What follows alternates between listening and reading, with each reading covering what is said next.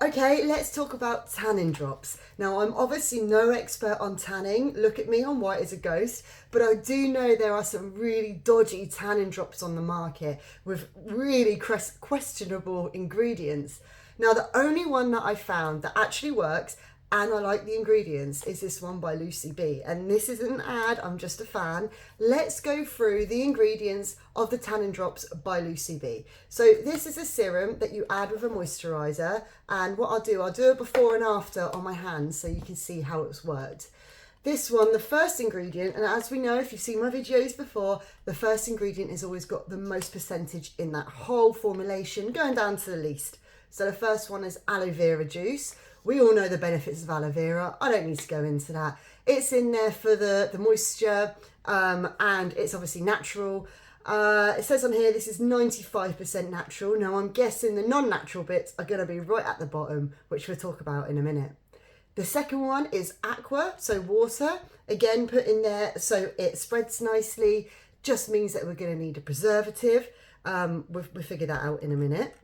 Then we have dihydroacetone. Now that sounds bad, but I've looked into it and actually this is plant-based and it's typically derived from sugar beets or sugar cane. I mean, it can be synthetic, but I know Lucy B's ethics, so I'm pretty sure this one's going to be plant-based and natural. So this is the main active ingredient in this tanning product. This reacts with your skin's proteins to change the colour of it. Then we have alcohol denate, which is going to have to be in there because of the water content. It's going to stop it from going off, so it needs to be in there. But I don't think there's going to be enough in there to dry your skin out. And this is just ethanol, which can be produced naturally. Then we have coconut water. Again, something that helps it spread, and the nourishment of the natural coconut water is going to do wonders for your skin, and it probably smells really nice too. Pentylene glycol. Do you remember me talking to you about the difference between pentylene and propylene glycol? And I actually prefer pentylene because this is the one that is plant-based, not petroleum-based.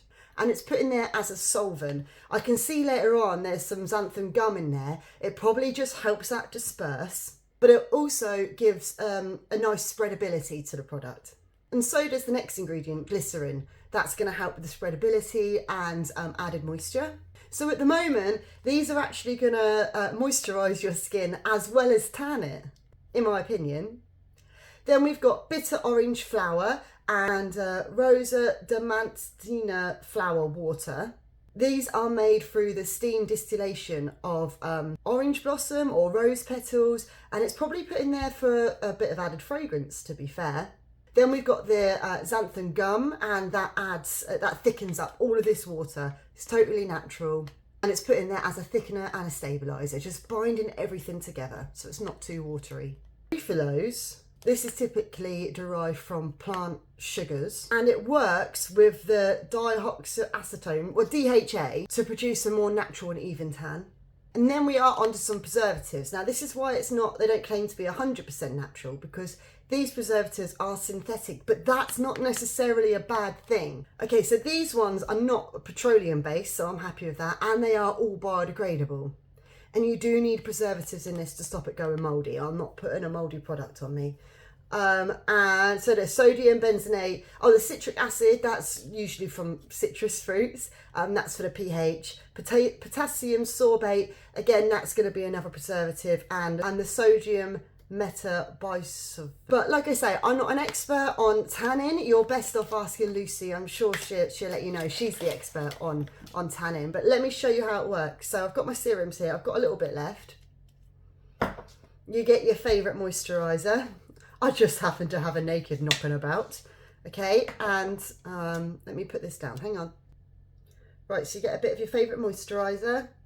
Okay, and then it says on here to add 3 to 5 drops to your favourite moisturiser or serum. Now I'm just going to do it on my left hand. I'm going to do like 3 drops because there's only a little bit.